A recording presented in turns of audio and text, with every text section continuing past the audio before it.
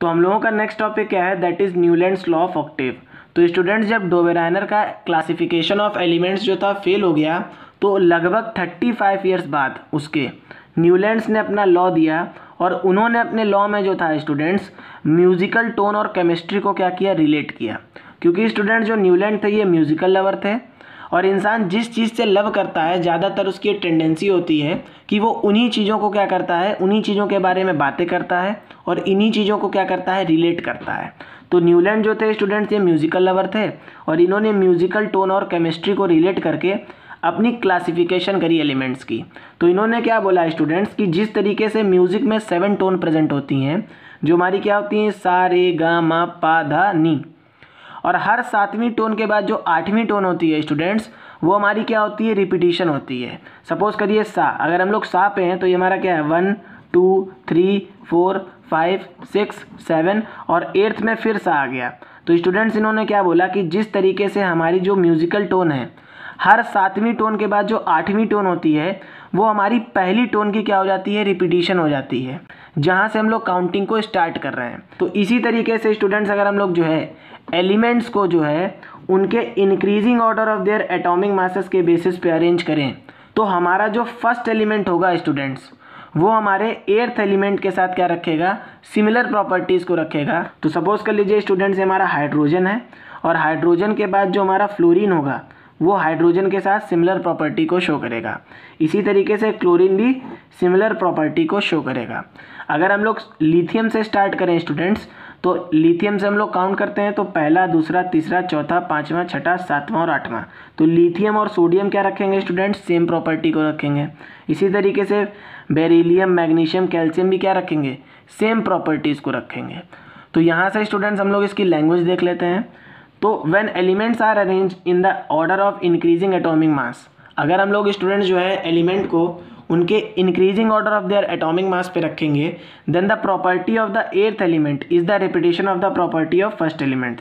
तो स्टूडेंट्स जो हमारे 8th एलिमेंट की जो प्रॉपर्टी होगी वही हमारे फर्स्ट एलिमेंट की प्रॉपर्टी होगी या उसकी रिपीटिशन होगी, just like in A musical tone. जिस तरीके से स्टूडेंट्स हमारी म्यूजिकल टोन में होता है कि अगर हम लोग फर्स्ट टोन पे हैं तो हमारी जो 8th टोन होगी वो सेम होगी। उसी तरीके से स्टूडेंट्स जो हमारा फर्स्ट एलिमेंट है और हमारा जो 8th एलिमेंट है उनकी जो केमिकल प्रॉपर्टीज़ होंगी वो क्या होंगी, सेम होंगी।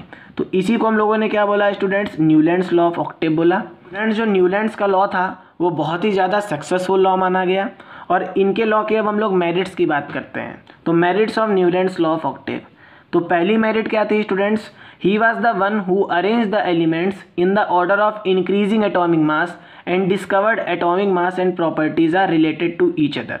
तो स्टूडेंट्स न्यूलैंड हमारे पहले ऐसे साइंटिस्ट थे जिन्होंने एलिमेंट्स को जो था उनके increasing order of atomic mass में अरेंज किया और इन्होंने देखा कि कहीं ना कहीं हमारा जो एटॉमिक मास है ये एलिमेंट्स की प्रॉपर्टीज़ के साथ क्या कर रहा है, रिलेशन को इस्टेब्लिश कर रहा है। ये दोनों चीज़ें जो हैं स्टूडेंट्स, हमारा जो एटॉमिक मास है और हमारा जो एलिमेंट की प्रॉपर्टी है ये एक दूसरे के साथ जो है रिलेटेड है। तो इनका जो पहला पॉइंट था ये बहुत ज़्यादा इंपॉर्टेंट था।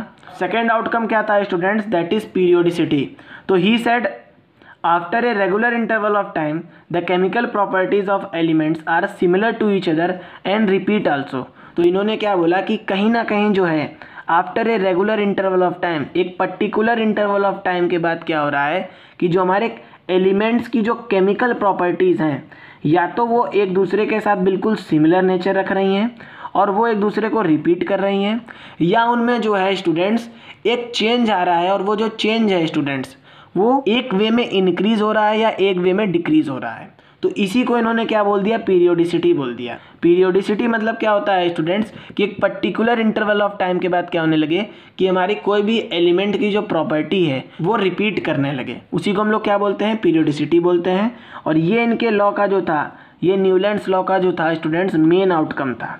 अब थर्ड मेरिट इनकी क्या थी, he grouped lighter elements in the same group which is actually right. इन्होंने लाइटर एलिमेंट्स को जो था एक ही ग्रुप में रखा जो कि बिल्कुल करेक्ट था, जैसे कि हमारा lithium, sodium, potassium, beryllium, magnesium, calcium, boron, aluminium. तो इन्होंने बहुत सारे ग्रुप्स भी फॉर्म करे और जितने भी स्टूडेंट्स इन्होंने ग्रुप फॉर्म करे उन सभी एलिमेंट्स की जो प्रॉपर्टीज़ थी वो क्या थी, सिमिलर थी। तो ये सारे स्टूडेंट्स जो थे न्यूलैंड्स लॉ ऑफ ऑक्टेव के मेरिट थे। और सबसे ज़्यादा इंपॉर्टेंट पॉइंट क्या है स्टूडेंट्स कि इन्होंने जो था एटॉमिक मास और प्रॉपर्टीज़ को रिलेट किया और पीरियोडिसिटी के कॉन्सेप्ट को इंट्रोड्यूस किया। अब नेक्स्ट टॉपिक क्या है स्टूडेंट्स हमारा, that is demerits of Newlands law of Octave. अब ये जो न्यूलैंड का जो लॉ ऑफ ऑक्टेव था स्टूडेंट्स, ये भी क्या हो गया, ये भी सक्सेसफुल नहीं रहा, ये भी फेल हो गया। तो स्टूडेंट्स अगर हम लोग बात करें तो जिस टाइम पे न्यूलैंड ने अपना लॉ ऑफ ऑक्टेव दिया था तो उस टाइम पे 56 एलिमेंट्स प्रेजेंट थे, जिनमें से जो न्यूलैंड लॉ ऑफ ऑक्टेव था ये सिर्फ कैल्शियम तक की ही एप्लीकेबल था। बाकी जितने भी और हैवियर एलिमेंट्स थे उसमें लॉ ऑफ ऑक्टेव क्या हो गया, फेल हो गया। तो अब सेकेंड ड्रॉबैक क्या था कि element discovered after this law does not follow Newlands law of Octave. अब जितने भी स्टूडेंट्स हमारे एलिमेंट्स जो थे न्यूलैंड लॉ ऑफ ऑक्टेव के बाद डिस्कवरी हुई उनकी, वो जो थे न्यूलैंड्स लॉ ऑफ ऑक्टेव के रूल को फॉलो ही नहीं कर रहे थे। ठीक है। अब थर्ड ड्रॉबैक क्या था स्टूडेंट्स कि Newlands assume that there are 56 element present in the nature at that time and no more element would be discovered in future. अब न्यूलैंड ने क्या सोच लिया था स्टूडेंट्स, न्यूलैंड ने एज्यूम कर लिया था कि उनके टाइम पे 56 एलिमेंट्स ही प्रेजेंट हैं और फ्यूचर में जो है कोई भी एलिमेंट्स की डिस्कवरी नहीं होगी। तो ये भी इनका एक ड्रॉबैक था। और जो इनका मेन ड्रॉबैक था स्टूडेंट्स कि to make his law suitable, अब इन्होंने अपने लॉ को सूटेबल बनाने के लिए, करेक्ट करने के लिए क्या किया students, Newlands put 2 element in the same slot even they do not have the same chemical property. इन्होंने 2 एलिमेंट्स को क्या किया स्टूडेंट्स, एक ही स्लॉट में रख दिया। इन्होंने बोला कि हर एक स्लॉट में हम लोग जो है एक एलिमेंट को पुट करेंगे और उसका मास क्या होगा, वो increasing order of their atomic मास के बेसिस पे अरेंज होगा। लेकिन ये अपने लॉ को सूटेबल करने के लिए, फिट करने के लिए 2 एलिमेंट्स को एक साथ पुट कर दिया और उन दोनों एलिमेंट्स की जो स्टूडेंट्स केमिकल प्रॉपर्टीज़ थी वो सेम भी नहीं थी। तो इन सारे ड्रॉबैक्स की वजह से, इन सारे लिमिटेशंस की वजह से क्या हुआ स्टूडेंट्स कि जो न्यूलैंड्स का लॉ था ये सक्सेसफुल नहीं रहा।